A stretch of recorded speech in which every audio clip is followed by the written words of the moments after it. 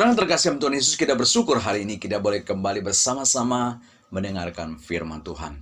Tema yang saya berikan kepada kita hari ini adalah mengapa Allah tidak menjauhkan kita dari masalah hidup. Saudaraku, pernahkah Anda ragu dan bertanya, apakah Tuhan Yesus benar-benar Allah? Saudaraku, keraguan iman ini mungkin timbul bukan hanya pada orang yang tidak percaya kepada Tuhan, tapi juga bisa terjadi pada orang Kristen juga. Baik itu orang Kristen sudah lama menjadi orang Kristen atau yang baru menjadi orang Kristen. Saudara, mengapa kita bisa meragukan Kristus? Apakah dia adalah Allah? Karena kita menganggap bahwa sebagai anak Tuhan, seharusnya kita itu dijauhkan daripada masalah hidup. Betul, saudaraku? Akan tetapi realitanya, Allah itu tidak menjauhkan kita dari masalah hidup. Padahal Alkitab sudah memberikan kesaksian bahwa Yesus itu berkuasa menghentikan badai dan dia berkuasa menyembuhkan penyakit. Tetapi saat ini, walaupun kita sudah punya Kristus dan juga adalah orang Kristen, kita tetap mengalami masalah ekonomi dan penyakit. Sama dengan orang yang tidak percaya. Jadi tidak heran kita itu bertanya, kalau begitu apa artinya sih menjadi orang Kristen kalau hidup saya itu nggak ada bedanya dengan orang yang tidak percaya. Mereka sakit, kita sakit. Mereka alami krisis ekonomi, kita juga alami krisis ekonomi. Saudaraku, apa artinya kalau seperti itu? Karena saudaraku, kita juga melihat dalam pengalaman hidup kita sebagai orang tua juga ya, sering sekali menjauhkan anak kita dari para masalah.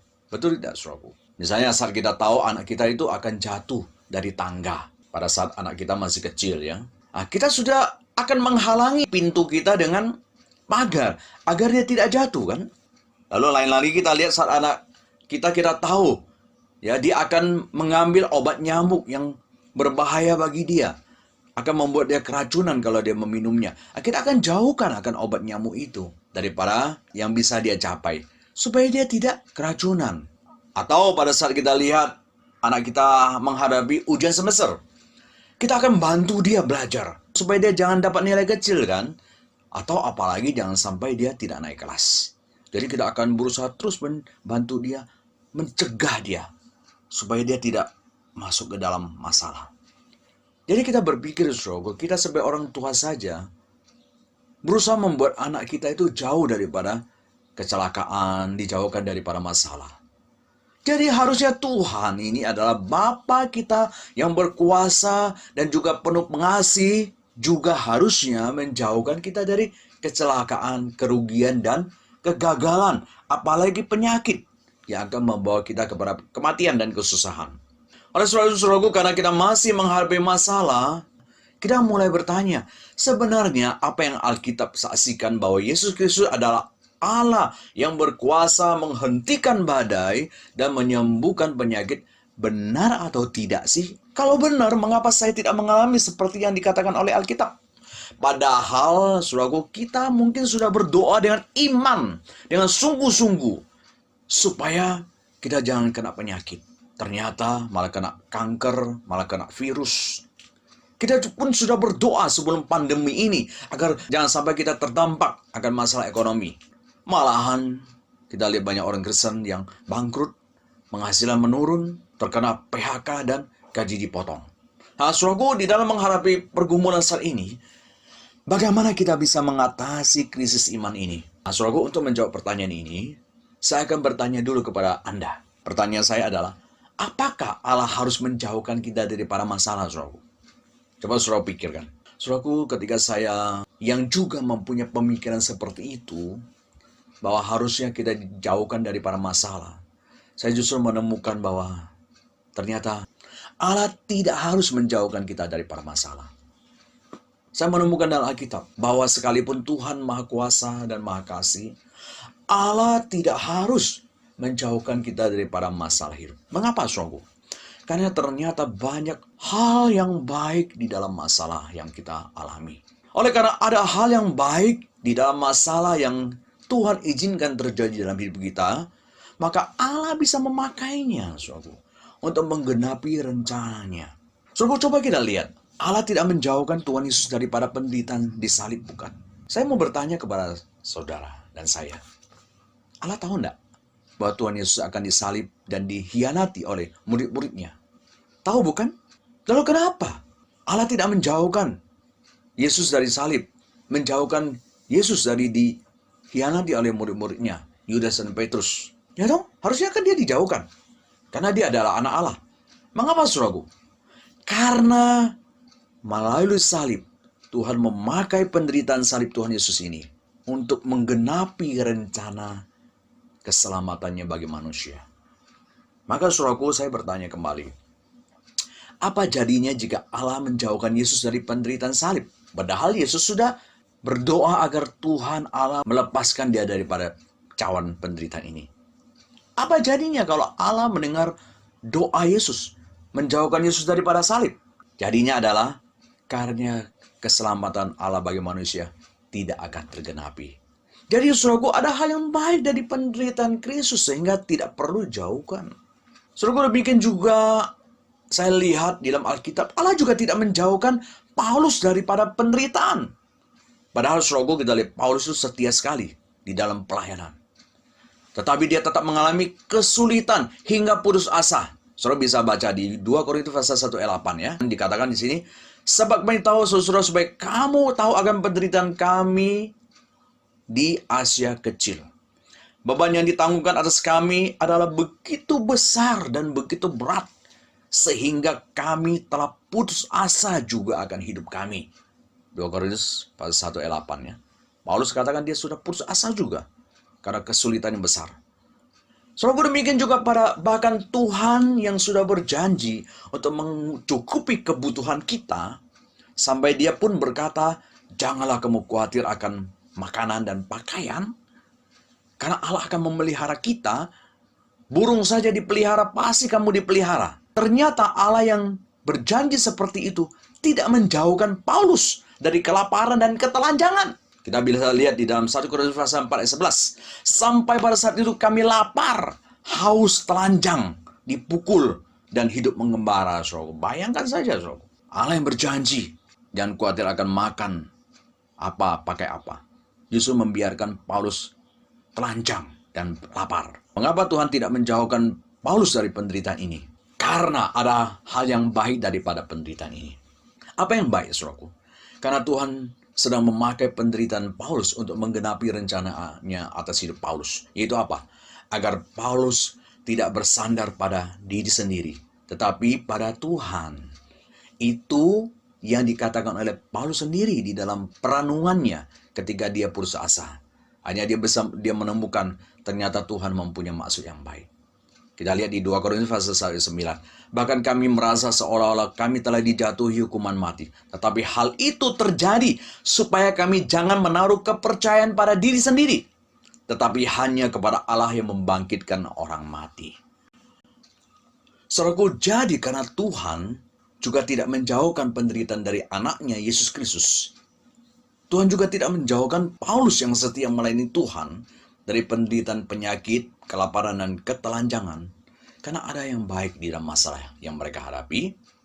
Jadi apa hak kita, saudaraku, minta Tuhan menjauhkan kita daripada masalah hidup? Mengapa kita menuntut Tuhan menjauhkan kita dari penderitaan? Apakah kita itu merasa kita lebih setia, lebih suci dari Tuhan Yesus Kristus dan Paulus? Tidak mungkin, bukan, kita lebih suci daripada mereka? Jadi saudaraku, mereka begitu suci dan setia saja, tidak dijauhkan daripada penderitaan hidup. Apalagi kita yang jauh daripada mereka dalam kesucian dan kesetiaan. Harus lebih banyak menderita, saudaraku, agar kita bisa dibentuk oleh Tuhan. Maka saudaraku, melalui Yesus Kristus dan Paulus, saya belajar bahwa Allah yang berkuasa tidak harus menjauhkan kita daripada masalah. Karena Allah yang berkuasa bisa memakai masalah untuk menggenapi rencananya dalam hidup kita.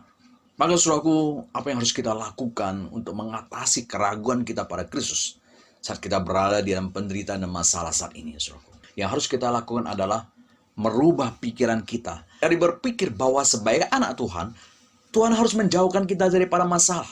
Menjadi berpikir bahwa kita tidak harus dijauhkan daripada masalah. Karena ada hal yang baik daripada masalah.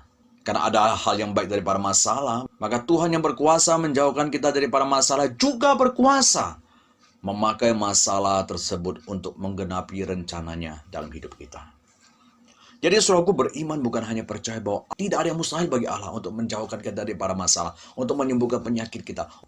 Tetapi beriman juga berarti percaya bahwa tidak ada yang mustahil bagi Allah memakai masalah untuk menggenapi rencananya. Karena memang selalu Allah bekerja di dalam kita untuk menggenapi rencananya yang indah dalam hidup kita. Kalau saudara baca di Filipi pasal 2 ayat 13, di dalam Mandarinnya jelas sekali bahwa Allah terus bekerja di dalam kita untuk menggenapi rencananya. Salah satunya adalah melalui penderitaan dan masalah hidup. Kenapa saudaraku? Karena pada saat kita berada di dalam masalah, baru kita bisa berhenti, merenung, mengevaluasi diri, dan memandang kepada Tuhan. Karena ketika kita tidak ada masalah, kita pasti lupa sama Tuhan. Saya mau bertanya kepada saudara, rasa sakit itu enak nggak saudaraku? Pasti tidak enak kan? Pernah tidak saudara berpikir dan berdoa agar Tuhan menjauhkan kita daripada rasa sakit? Saya percaya sudah sering kita berdoa, Tuhan jauhkan kami dari kecelakaan, dari penyakit, dari kebangkrutan, dari masalah dan sebagainya. Tahu tidak saudaraku? Saat kita meminta Tuhan menjauhkan kita daripada rasa sakit, kita sebenarnya sedang berada dalam bahaya. Mengapa? Karena ternyata rasa sakit bisa menjadi peringatan atas adanya bahaya, sehingga kita bisa menghindar. Jadi rasa sakit jangan dijauhkan. Soalnya ada seorang anak yang tangannya itu terbakar, hingga harus dipotong. Kakinya juga penuh luka-luka, hingga infeksi parah, sampai harus diamputasi. Mengapa saudaraku? Karena anak itu terkena penyakit yang tidak bisa merasakan sakit. Jadi saudaraku, saat dia main api, karena dia tidak ada rasa sakit dan panas, maka mau nggak mau dia membiarkan apinya itu membakar tangannya hingga hangus terbakar. Saat dia tertusuk paku, karena dia tidak punya rasa sakit, wah saudaraku, tertusuk terus. Orang tuanya pun tidak tahu, sehingga lukanya tidak diobati. Maka terjadi infeksi dan akhirnya kakinya menjadi busuk dan harus diamputasi. Saudaraku, coba kalau anak itu punya rasa sakit seperti kita. Saat terkena api, kita akan merasa panas dan sakit, kita akan menarik tangan kita dan kita tidak sampai terbakar hangus kan. Saat kita tertusuk paku atau terkena sesuatu yang melukai kita, kita akan menangis dan sakit dan cepat-cepat kita menghindari menggomatinya. Tidak sampai luka itu menjadi infeksi dan busuk dan diamputasi. Jadi saudaraku, rasa sakit itu jangan dijauhkan. Karena rasa sakit itu bisa menjadi peringatan bagi kita ada bahaya yang sedang mengancam kita sehingga kita bisa menghindar. Demikian juga dalam kehidupan kita sebagai orang beriman. Masalah itu memang tidak menyenangkan saudaraku. Bagaimana bisa disebut menyenangkan namanya masalah kan? Tapi jika tidak ada masalah di dalam kehidupan kita, kita akan sama seperti anak yang tidak punya rasa sakit itu. Berarti kita sedang akan terus berada di dalam bahaya besar. Bahaya apa saudaraku? Bahaya semakin jauh dari Tuhan. Dan kita tidak akan bisa membutuhkan Tuhan ketika kita berada di dalam kelancaran. Saudaraku, bisa saja sebuah masalah hidup datang kepada kita. Karena hidup kita lancar dan sehat, secara tidak sadar, kita sudah tidak bersandar pada Tuhan lagi. Kita bersandar pada tabungan kita, harta kita, pekerjaan kita yang baik dan lancar. Kita sudah tidak sadar menjauh dari Tuhan. Sekalipun kita masih menjadi orang Kristen, tetapi kita menjadi orang Kristen tanpa Kristus. Tuhan kita adalah uang dan pekerjaan kita. Lihat saja saat kita lancar, kita bekerja dari pagi sampai malam, semakin banyak omset yang kita dapat, semakin ingin lagi. Semakin banyak proyek yang berhasil, semakin ingin lagi kita tambah proyek itu. Sampai anak istri kita abaikan. Bahkan kita tidak ada waktu untuk Tuhan. Ketika kita disuruh pelayanan, kita selalu dengan capek ini, capek itu, nggak ada waktu ini, nggak ada waktu itu, karena nggak ada waktu kita untuk Tuhan yang kita habiskan hanya untuk mencari uang dan mengejar proyek dan ambisi kita. Sekalipun kita masih ke gereja, kita masih berdoa dan membaca firman Tuhan, semua kita lakukan hanya untuk kewajiban, di mana di sana sudah tidak ada lagi satu relasi yang intim dengan Tuhan. Jadi saudaraku, firman Tuhan yang menegur kita pun kita tidak pernah berubah. Kita tidak menghargai uang berkat kesehatan yang Tuhan berikan kepada kita. Yang penting kita mau pakai semuanya untuk kesenangan kita. Maka sudah sekian lama kita menjadi orang Kristen, kita tidak pernah berubah. Kita tidak berjudi, merokok, tidak memberikan persembahan untuk Tuhan. Tapi kita Kalau jalan-jalan ke mall, kemana kita rela menghabiskan uang yang banyak. Tapi untuk Tuhan kita banyak perhitungan sekali. Tapi saat ini, saudaraku, kita sudah tidak bisa lagi untuk melakukan hal itu. Kesenangan kita. Pada saat dulu kita tidak bisa merenung dan tidak bisa mengevaluasi diri. Maka saudaraku, mulai pandemi ini, masalah yang Tuhan izinkan datang terhadap kita, dan kita akan melihat dunia itu hanya sementara. Hanya Tuhan yang kemuliaannya kekal dan tidak akan berlalu. Ya saudaraku, masalah ekonomi, usaha bangkrut, terkena PHK, terkena kanker, dan penyakit lainnya, memang menyakitkan kita. Tapi dalam rencana Tuhan, memang harus kita alami. Sehingga Tuhan tidak perlu menjauhkan kita daripada masalah ini. Agar menjadi peringatan bagi kita bahwa kita sudah jauh dari Tuhan. Sehingga kita bisa kembali bersandar kepada Tuhan. Karena pada saat masalah datang, baru kita bisa memandang kepada Tuhan. Jadi supaya Tuhan sedang menyelamatkan kita daripada kematian kekal dan kesia-siaan hidup melalui masalah. Justru itu yang Tuhan cegah. Tuhan tidak cegah kita daripada penderitaan fisik. Karena itu hanya sementara. Tuhan cegah kita daripada penderitaan kekal. Karena itu yang berbahaya. Jadi saudara, Tuhan justru melindungi kita, bukan? Karena sekarang kita lihat, kita semua baru sadar. Kita adalah manusia yang rapuh dan terbatas. Kita disadarkan bahwa harta dan kesehatan yang kita miliki selama ini adalah berkat Tuhan. Bukan karena kepintaran dan usaha kita. Dulu kita bangga itu, bukan? Terlihat sekarang semua kepintaran kita tidak ada artinya. Karena saat ini tidak ada ilmu ekonomi yang bisa menghentikan kita dari masalah ekonomi saat ini. Tidak ada ilmu ekonomi yang bisa membantu kita terhindar daripada masalah ini. Tidak ada obat dan ilmu kedokteran yang bisa menjamin bahwa kita tidak terinfeksi virus ini, bukan? Tidak ada yang bisa kita banggakan lagi, saudaraku. Dunia sudah berlalu dengan segala kemuliaannya. Banyak merek yang terkenal menuju kepada kebangkrutan. Merek ini dulu kita banggakan. Bahkan kita jadikan idola. Bahkan kita ingin belajar strategi bisnis mereka yang sudah mendunia ini agar kita juga bisa berhasil seperti mereka. Tetapi sekarang semua sudah hilang. Semua yang dibanggakan dunia sekarang menjadi kebodohan. Jadi tidak ada yang bisa kita sandari lagi. Kepercayaan akan Tuhan yang dianggap bodoh bagi dunia, yang pintar dan teknologi yang maju ini sudah menjadi mulia.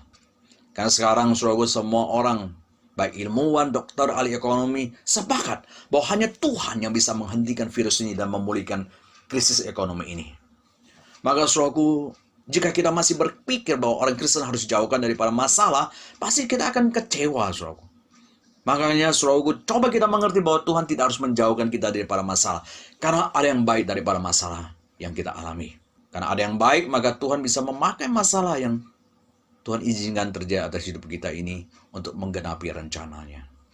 Maka saudaraku, kalau kita mempunyai pemikiran demikian, kita pasti akan tenang dan membiarkan Tuhan bekerja melalui masalah yang kita hadapi, agar rencananya tergenapi dalam hidup kita. Dipastikan kita akan bisa berdiri teguh, tidak goyah, dan tetap giat di dalam pekerjaan Tuhan. Karena kita tahu, di dalam persekutuan dengan Tuhan, jerih payah kita tidak sia-sia. 1 Korintus pasal 15 ayat 58. Amin.